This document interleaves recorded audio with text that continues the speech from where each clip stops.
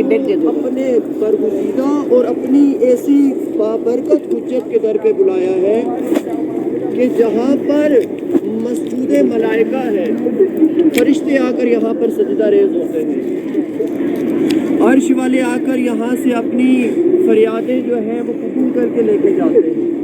آج آپ کو اتنے بڑے در پر خداوند متعال نے مدعو کیا ہے، بلایا ہے، تو یقیناً اس در کی کچھ ذمہ داریاں ہیں جو مجھے اور آپ کو ادا کرنی ہیں، کیونکہ صاحب خانہ یعنی چونکہ اس حرم کا وارث اتنا بلند امام ہے، اتنا بلند امام ہے کہ مجھ جیسا زائر کہ جو زیارت پہ آیا ہے اس کو چند چیزیں ذہن میں رکھنی چاہیے۔ سب سے پہلا سوال جو انسان نکلتا ہے کراچی سے، اس کے ذہن میں یہ آنا چاہیے کہ میں زیارت پہ کیوں آیا ہوں، میں کس کی زیارت پہ آیا ہوں، اس زیارت سے مجھے ملے گا کیا، آخر میں کیا امام سے ملاقات کروں گا، آخر کیا امام مجھے کچھ ہدیہ دیں گے، آخر کیا اس ملاقات کے بعد میری آگے والی زندگی اچھی بن جائے گی، اگر میں کسی سے بغض رکھتا تھا آیا وہ میرا بغض رکھنا ختم ہو جائے گا، اگر میں کسی سے دشمنی رکھتا تھا کیا اس زیارت کے بعد وہ دشمنی ختم ہو جائے گی۔ اگر یہ چیزیں اگر آپ امام سے لے کے جائیں گے تو یقیناً یہ زیارت کا معرفت کہلائے گی۔ مشہد مقدس سے دور تقریباً 100 کلومیٹر دور ایک گاؤں ہے۔ واقعہ یہ ملتا ہے کہ اس گاؤں میں ایک خاتون رہتی تھی اور بہت بزرگ خاتون تھی، ان کے پاس اتنے پیسے بھی نہیں تھے کہ وہ کرایہ دیں اور حرم امام علی بن موسیٰ رضا علیہ السلام کی زیارت کو آ سکیں۔ نہ ہونے کے برابر تھا، نہیں تھا اتنا کہ وہ زیارت پہ آ سکے، لیکن ہوتا کچھ یوں تھا کہ وہ ہر سال امام کی زیارت کے لیے پیدل آیا کرتی تھی، پیسے تو تھے نہیں، پیدل آیا کرتی تھی، لیکن جب یہاں سے زیارت کر کے واپس اپنے گھر جاتی تھی تو اپنے گھر والوں کے لیے، اپنے ہمسایوں کے لیے بہت سارے تحائف لے کے جاتی تھی۔ اچھا، ان سے ایک دن کسی نے پوچھا کہ آپ کے پاس تو پیسے تھے نہیں زیارت کے لیے، یہ سارے تحائف آپ کو کس نے دیے، کہاں سے لے کے آئیے؟ تو کہا کہ مجھے یہ تحائف امام نے دیے، مجھے یہ تحائف یہ چیزیں امام نے دی ہیں۔ اچھا، اتنے میں ان کا ہمسایہ بھی سن رہا ہے، وہ کہہ رہا ہے نہیں، امام کیسے دے سکتے ہیں، میں بھی تو حرم جاتا ہوں، مجھے تو امام نے کبھی کچھ نہیں دیا۔ یہ بوڑھی خاتون ہے، حرم میں جاتی ہوگی، کسی دروازے پہ اپنی جھولی پھیلاتی ہوگی، چند زائر آتے ہوں گے اور اس جھولی میں چند پیسے رکھتے ہوں گے، ان پیسوں سے یہ تبرکات خرید کر ہمارے لیے لاتی ہوگی۔ اگلا سال آتا ہے، جب اگلا سال آتا ہے اور پھر یہ خاتون غسل زیارت کرتی ہے اور اپنے گھر سے پیدل امام کی زیارت کے لیے آتی ہے۔ اس سال جو ہے وہ ان کا ہمسایہ ان کا ہمراہ ہو جاتا ہے، یعنی کہتا ہے کہ میں پیچھے سے جاؤں گا اور دیکھوں گا کیا واقعی امام ان کو کچھ ادا کرتے یا نہیں کرتے۔ وہ ان کا پیچھا کرتا ہے، جیسے ہی وہ پہنچتی ہے خاتون باب الرضا پر، امام کو سلام کرتی ہے، جیسے ہی کہتی ہیں السلام علیکہ یا سلطان عرب العجم، السلام علیکہ یا غریب الغرباء، تو سامنے سے آواز آتی ہے، یعنی امام اس عورت کے سلام کا جواب دیتے ہیں۔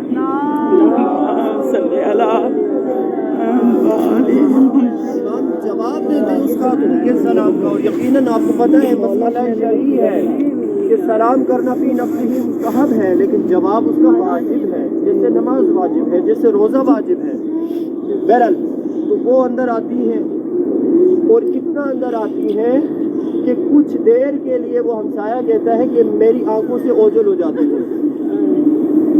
تو واقعہ یہ ہے کہ امام علی بن موسیٰ رضا علیہ السلام اپنی زری سے باہر آتے ہیں اور اس خاتون کے پاس آتے ہیں، اس کی داد رسی کرتے ہیں، اس سے ایک ایک اس کے ہمسائے کا، اس کے گھر والوں کا حال پوچھتے ہیں۔ اچھا یہ بتاؤ وہ فلانا کیسا ہے، اچھا یہ بتاؤ وہ فلاں جس کے گھر میں فوتگی ہو گئی تھی وہ کیسا ہے، اچھا یہ بتاؤ کہ وہ اس کا کوئی مسئلہ تھا وہ حل ہوا ہے یا نہیں ہوا۔ یعنی کتنی فکر ہے ہمارے امام کو ہماری۔ اب سوچیں، ایسا نہیں ہے کہ اگر ہم کراچی میں ہیں، اگر ہم سندھ میں ہیں، اگر ہم پاکستان میں ہیں تو تو یہ امامت ہم سے بے خبر ہے نہیں عزیزان، یہ امامت ہم سے بے خبر نہیں ہے.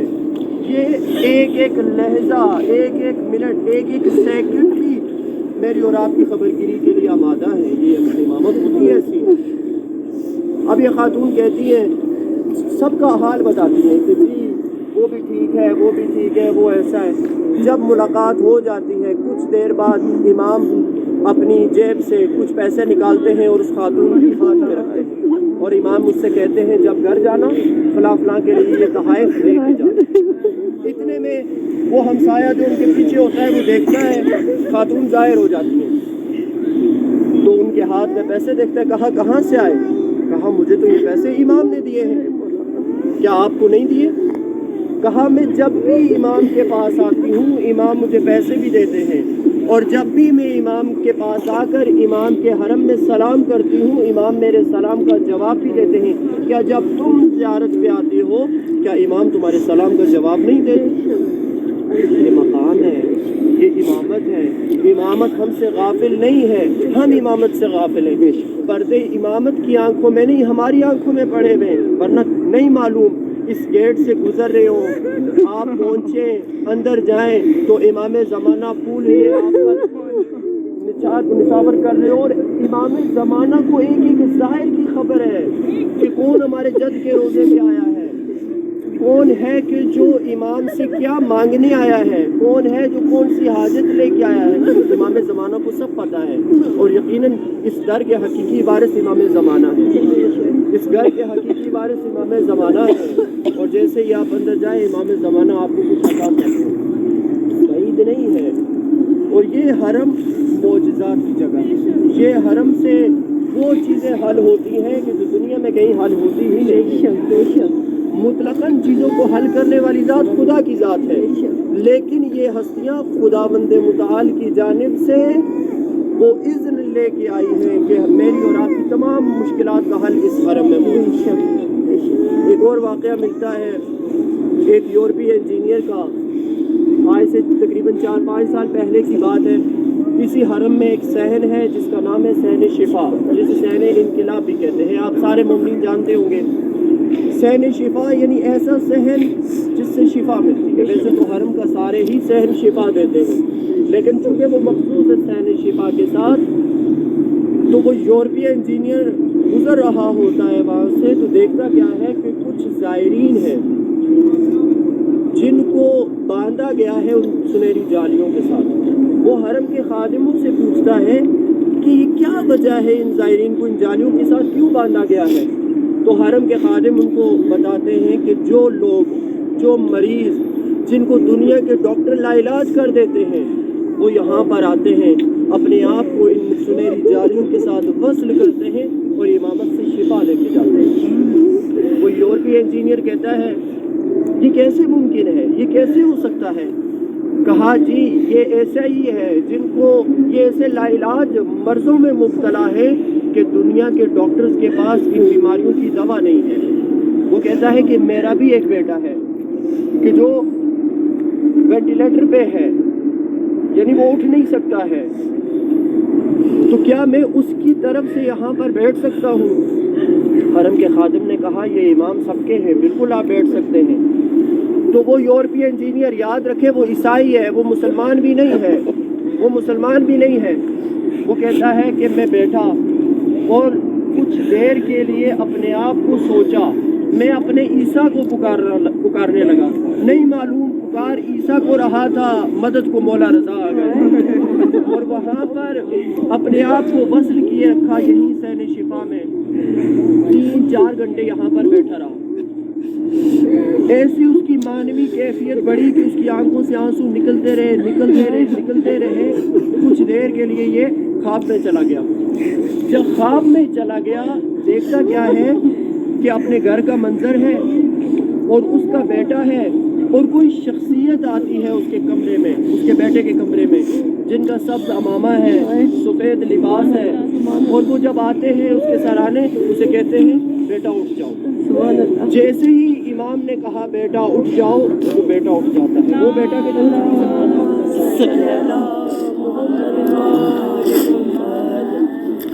وہ بیٹا جو مریض تھا, جو اٹھ نہیں سکتا تھا, جس کو ڈاکٹر نے لا علاج کر دیا تھا, بیٹا کہاں ہوا ہے؟ جرمنی میں ہوا ہے, لیکن باپ کہاں یہاں سے شفا سے شفا لے کے جا رہا ہے. تو میرا ایک ظاہر جو یہاں پر میری بہن, میرا بھائی, میرا کوئی بھی رشتے دار یہاں پر, کوئی بھی میرا دوست یہاں پر موجود ہے, ایک لہجے کے لیے سوچئے گا, میں تو ٹھیک ہوں لیکن مجھے نہیں معلوم میرے گھر میں کون بیمار ہے, مجھے نہیں معلوم میرے ہمسایوں میں کون بیمار ہے, میں آج مولا رضا سے اس کی شفا لے کے جاؤں گا. تو وہ یورپی انجینئر دیکھتا ہے کہ اس کا بیٹا اٹھ جاتا ہے اور وہ بیٹھ کے اٹھ کر کھڑا ہے, اتنے میں اس کی آنکھ کھل جاتی ہے. جب آنکھ کھل جاتی ہے تو وہ فوراً کال کرتا ہے اپنی زوجہ کو, اپنی بیوی کو کال کرتا ہے, آدھی رات کا وقت ہے, کال کر کے کہتا ہے بیٹے کے کمرے میں جاؤ. کہا کیا ہوا؟ کہا نہیں ابھی جاؤ. یہ کال پہ ہوتی ہے, دوران کال اس کی زوجہ جو ہے کمرے کا دروازہ کھولتی ہے, دیکھتی کیا ہے کہ اس کا وہ بیٹا جو بیڈ پہ ہوتا ہے ہمیشہ دروازے کے اوپر کھڑا ہوتا ہے, یعنی وہ دروازے کے باہر آ رہا ہوتا ہے. ماں جب یہ منظر دیکھتی ہے تو ماں حیرت میں مبتلا ہو جاتی ہے, یہ کیسے ہو گیا؟ تو وہ باپ کہتا ہے کہ میں مشہد مقدس میں ہوں, میں نے اس حرم کے خادم سے یہ سنا ہے کہ یہاں پر وہ لوگ لائے جاتے ہیں کہ جن کو دنیا کے ڈاکٹر لا علاج کر دیتے ہیں. میں بھی اپنے بیٹے کی نیابت میں یہاں بیٹھ گیا اور میں نے خواب میں دیکھا کہ مولا نے اسے شفا دے دی. اب بتاؤ میرے بیٹے کی کیا حالت ہے؟ زوجہ کہتی ہے بیٹا تو اپنے پاؤں پہ کھڑا ہے, یعنی جو خواب اس نے دیکھا تھا وہ حقیقت تھا. وہاں پہ وہ یہیں پہ کلمہ پڑھتا ہے, یہیں پہ مسلمان ہوتا ہے. تقریباً 4 سال پہلے کا واقعہ ہے. یعنی یہ جو حرم ہے مطہر رضوی ہے, یہ صرف حرم شیعوں کے لیے نہیں ہے, یہ صرف سنیوں کے لیے نہیں ہے, یہ بشر کا حرم ہے. جیسے کہ قرآن ہدایت ہے بشر کے لیے, بنی نوع انسان کے لیے, اسی طرح امامت بھی ہدایت ہے تمام انسانوں کے لیے. یہ امامت پروردگار عالم کی طرف سے ہمارے لیے اسی لیے آتی ہے کہ ہمیں ظلمتوں سے نکال کر روشنیوں کے میناروں پر لے جائے. اور یہ یقیناً یہ حرم بہت بلند جائے گا, بہت بلند مقام رکھتا ہے پروردگار کے ہاں. اور اس حرم کا مقام تو کیا مقام ہے, اس کے ظاہر کا کتنا بڑا مقام ہے یہ الگ بحث ہے. یعنی حرم کے مقام پہ تو ہم بات کرتے چلے جائیں, پوری دنیا کی ہماری جو ہے وہ قلم ختم ہو جائے, سمندر سیاہی بن جائے, ختم نہیں ہوگی. لیکن حرم کے ظاہر کا اتنا مقام ہے کہ جس نے ایک دفعہ اس حرم کی زیارت کی, پروردگار عالم نے اس پر جنت واجب کر دی. اور یقیناً جس پر جنت واجب ہو جاتی ہے وہ صرف تنہا جنت میں نہیں جاتا, بلکہ 70 افراد کو جو گنہگار ہیں ان کی شفاعت کرنے کا حقدار پروردگار عالم ہے. سبحان اللہ, یہ وہ حرم ہے. چند لہجے کے لیے اپنے آپ کو وصل کریں امام رضا علیہ السلام کے ساتھ. ایک دفعہ سوچے جب بھی اندر جائیں حرم میں, کسی بھی کونے میں بیٹھے, کہیں پہ بھی بیٹھے, ایک لہجے کے لیے سوچے یا امام میں گنہگار انسان تھا, مجھے تو لاہور کا ٹکٹ نہیں ملتا, اسلام آباد کا نہیں ملتا, آپ مجھے بلایا. آخر میرے والدین نے ایسی کون سی نیکی کی تھی, آخر میرے اجداد نے ایسی کون سی نیکی کی تھی کہ مجھ جیسا حقیر آپ کا مہمان بنا, مجھ جیسا ظاہر آپ کا مہمان بنا. میں گنہگار انسان کہ جس کی آنکھوں نے گناہ دیکھا ہے, یہ آنکھیں دوبارہ آپ کا حرم کیسے دیکھ رہی ہیں مولا؟ بولا کہ آپ اتنے کریم ہیں کہ میرے جھوٹ بولنے کے بعد بھی آپ نے مجھے اپنا سچا ظاہر بنایا. بولا آپ کتنے کریم ہیں کہ میں اتنے گناہ کرنے کے باوجود آپ نے مجھے اپنے گھر پر بلایا. سوچئے گا یہاں پر اگر آپ اندر حرم میں جائیں, حرم کی زیارت کے ساتھ آیت اللہ شیخ بہائی کی قبر ہے, ان کا روضہ مبارک ہے. حضرت آیت اللہ شیخ بہائی وہ ہستی ہے جنہوں نے پورے حرم کا نقشہ ڈیزائن کیا ہے اور آرکیٹیکٹ وہی تھے. شیخ بہائی کا واقعہ ملتا ہے کہ شیخ بہائی نے جب یہ پورا حرم بنا لیا, اس کے مرکزی گیٹ پہ انہوں نے ایک تعویذ لگا دیا. اس تعویذ کا یہ تھا, چونکہ وہ بہت علم میں ماہر تھے, ان کو میتھمیٹکس بھی آتی تھی, ان کو فلسفہ بھی آتا تھا, ان کو تمام علوم میں دسترس حاصل تھی, علم ابجد بھی آتا تھا. انہوں نے ایک ایسا تعویذ مرکزی گیٹ پہ لگایا کہ اس گیٹ کے اندر صرف پاک اور مطہر لوگ ہی گزر سکتے تھے، یعنی گنہگار انسان اصلاً اندر گزر نہیں سکتا تھا۔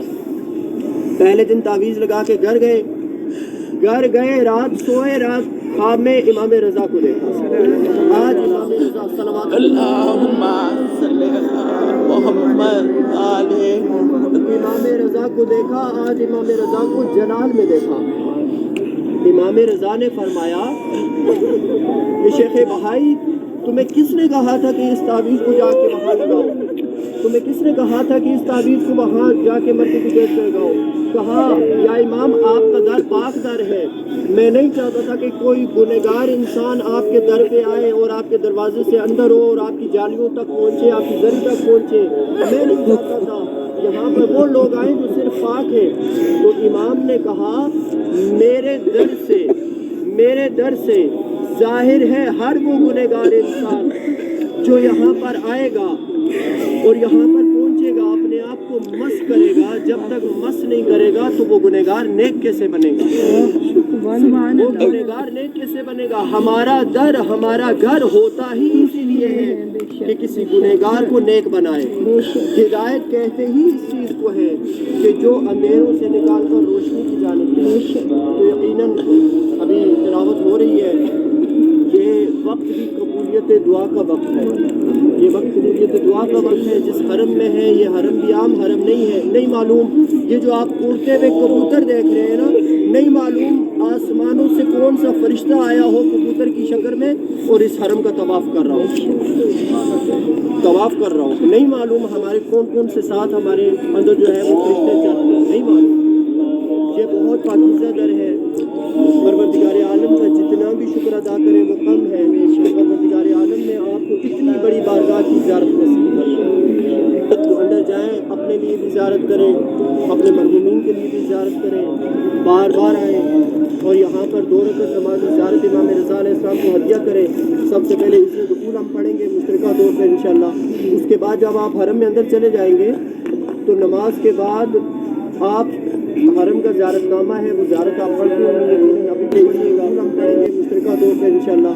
اس کے بعد جب آپ حرم میں اندر چلے جائیں گے تو نماز کے بعد آپ حرم کا زیارت نامہ ہے وہ زیارت آپ پڑھتے ہوں، ابھی بھی پڑھیے گا، اور کسی کونے میں بیٹھ جائیے گا، ضروری نہیں کہ آپ تنہا بیٹھو، اپنے امام سے اپنے دل کی باتیں خود کیجیے گا، یعنی ان کو بتائیے گا کہ مولا یہ چیز ہے کب حل کریں گے۔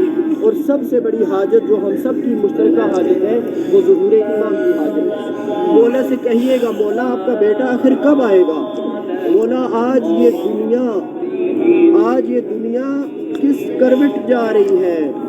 آج مظلوم تر بنتا جا رہا ہے، ظالم تر بنتا جا رہا ہے، مولا آخر آپ کب آئیں گے؟